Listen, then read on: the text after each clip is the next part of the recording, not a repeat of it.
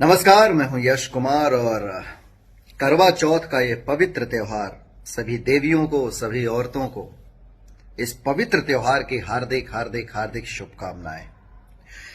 ये एक ऐसा त्योहार है जो पति की लंबी उम्र के लिए आप देवियां रखती हैं, बड़ी पवित्रता के साथ रखती हैं, बड़े दिल से रखती हैं। तो आप सब धन्य हैं, आप सब पूजनीय हैं और बड़ी बधाई के पात्र हैं कि आप लोग इस त्योहार के जरिए हम पतियों की उम्र बड़ी लंबी कर देती हैं, या हिंदुस्तान के हर पतियों की उम्र लंबी कर देती हैं।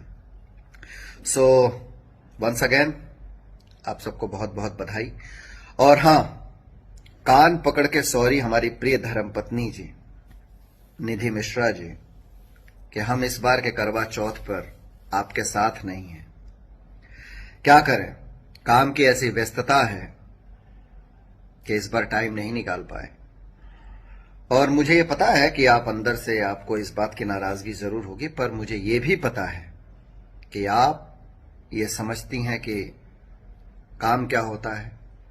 आप घर की जिम्मेदारियों को बखूबी समझती हैं और आप ये जानती हैं कि अगर वक्त निकलने लायक होता तो आपके पतिदेव वक्त जरूर निकाले होते।